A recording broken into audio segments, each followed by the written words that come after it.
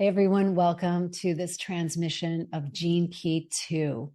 Gene Key 2 is the divine feminine, and you cannot make this up because it coincides right now with Venus in Taurus, the sun is in Taurus, and the moon is in Taurus. We're getting ready for a new moon at the time of this recording. And if you have a birthday, Gene Key 2 is your life work. You're here to live and embody the divine feminine, the codes of the divine feminine. Now, if you are not having a birthday, that's okay. It's for all of us. These codes live inside of each of us. And it's very timely that we're talking about this because the astrology on one hand supports, and the gene key, the sun is shining on this gene key. The moon is in this gene key. So not only are we understanding it on a level of our conscious mind, but we're getting it deeply in our unconscious mind. So let's talk about Gene Key 2, and I might get a little wild here. I think this is a very tricky gene key because the feminine is pre-verbal, the primordial feminine. This is what we're talking about. The energy that created the cosmos is pre-verbal. It has nothing to do with the words, which are linear and shoo. But this is like birthing out of chaos. I love that. The dance of form, the dance of chaos. And so we're moving from the shadow of dislocation to the gift of unity, to the gift of oneness, or we can say it a different way, not two-ness, right? So it gives you an idea already. Now we're in the realm of pointing to something, and the pathway is orientation. So we have been dislocated. We are massively dislocated. And you know that already. Our culture is dislocated. We've lost our GPS. We've lost our internal compass. And why is that? Because the old narratives are done. You know, the old narratives around, let's say, institutionalized religion that has kept people in line is done. We've seen through. And even the Catholic Church has come forward with lies and telling the truth. And there's so much more left to go. But we've pulled back the layers of giving away our authority. And then what happens in a postmodern world when we do that? We have no freaking compass. We are lost. The compass used to be religion, or it used to be what government, or it used to be like a societal social contract of like doing good, or whatever it was in whatever cultural lifetime. There was a social contract. There was a mythology that kept everyone having a sense of meaning and purpose. And in a postmodern world, that's gone. We are dislocated. And that leaves us feeling isolated, lonely, and really making up our meaning through stupid shit like Instagram or likes, or followers. Like that's vacuous and we know it, but we pursue it in the absence of the sacred. There's nothing else that fills the gap or fills the hole of that sacred. And that's why the feminine is here, to return us to the truth, to orient our GPS, to orient our drishti. Where are we going? And so a new myth is emerging. And that myth is the feminine reclamation. That myth is a new earth. That myth is unity consciousness. How do we go from duality and polarity to unity? I was just talking to a friend about this today, and I think it's worth shifting our gaze just a little bit around how our culture is emerging and seeing things with curiosity, because we know we're in a highly divided place, culture, world. And social media is providing a forum for our division to just barf at each other. Because we lack a coherent narrative. We lack knowing where we're going. So the divine feminine is here to awaken us to something. Breathe into that. She's here to wake us up to a whole new way of living that we have lost touch with. And that living is the connection with earth, that connection with nature, the connection with something bigger than us that is holding us. You know, the thing about the patriarchy, yes, it built cities and it's responsible for modern medicine. And so in some ways, I don't hate the patriarchy. It's just, I'm over it. I'm done with it, right? As a ruling principle. But the arrow has done good things. It's pointed us in a certain direction. It's got us out of feudal territory. But it is sucking the life force out of us. It's sucking the nutrients out of us. There are no nutrients in it. Accomplishment for accomplishment's sake is nothing. It leaves us with zero-sum gain. What's the meaning of having power? What's the meaning of ruling the world? What's the meaning of having all this money? So that what? You'll be the same person always. And the feminine is the nectar. The feminine brings us back. That here and now, all your needs are met. Right here, right now, you are connected. Nothing you ever did was wrong or bad. It's all in service. It has a role and a purpose and a place, even if we don't like it. Because life takes care of life. Life just does life. I love to quote Muji. That's Muji's quote. And I've internalized that. Life just does life. And it takes care of life. And we've lost that. We've lost that GPS coordinates. And so we're like, yes, we do have to be self-responsible. We get to be because we are here as creators. But we're not here to be superior. This is what I was saying to a friend today. That when we look at the world and we go, gosh, it is so fucked up. And here am I noticing how messed up it is. So what does that mean when we do that very act? We're saying, I'm noticing how messed up it is, but no one else is noticing. And you know what? God isn't noticing. Gaia isn't noticing. Or they would do something about it. So something's wrong. They're not noticing and I'm noticing. And automatically that makes me superior. That separates me. Now my perception is formed from the level of shadow. And we know the Gene Key says, whenever you see anything from the level of shadow, you're only going to see how it's not working, how it's devolving. There's a whole group of people who think that everything is devolving.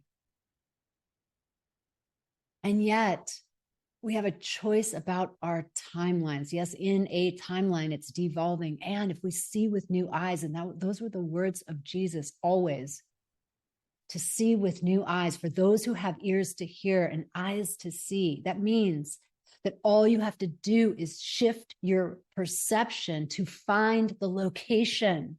And what is the location? The location is that you've never left the garden. The location is the oneness. The location is that you are a part of everything and everything knows that. And we're in a grand experiment. And some lives are lost. It's true. It's true. That's the game we're playing here. And we're playing a game of polarity here until we are not, because as we continue, and here's what I'm seeing from the level of being a good Sagittarian.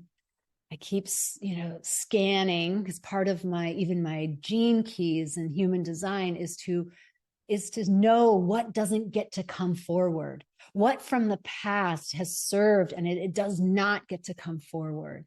So, if I get to be the cosmic gatekeeper to that, there's some of the patriarchy that comes forward, but it doesn't come forward without the feminine. And ultimately, and it's beautiful, we're talking about this before I say ultimately, Mars is in Aries right now, Venus is in Taurus, so they're really in their proper energetic place, or like not proper, but they're like home energetic place. They feel good here. So our alignment with those principles, we're getting it. And Mercury has been having these conversations with all of the planets, and so we're getting it here. But let me talk about that unity consciousness, the orientation. when we see things on a geologic time or a cosmologic time, it puts this earthly experience into perspective. And it puts our job here and now. I mean, we are pinpointed on a map. Like you are in time and space as a physical being located somewhere on a map. And so we live that level of particularity. And yet we are stars. We are cosmic beings having this particular experience. And so on the geologic timeline, on the timeline of timelessness, which is really where all the cities go, they go to enlightenment, they go to the dissolution of the separation. We're seeing that culture is evolving interestingly, like, for example, gender, the polarity of gender, which in the 1950s was, you know, we laugh about those things, the stereotypical feminine, the stereotypical masculine. How far away have we gotten from that, right? Like that doesn't serve anymore. We're rewriting those scripts. And if you look at whether you like it or don't like it, like this is the place to not put your opinion in, but to simply witness that there's a whole group of beings who are declaring themselves as neither man or woman. And that coming in the middle, that androgyny is part of the Aquarian model. Aquarians are androgynous. It's an androgynous energy.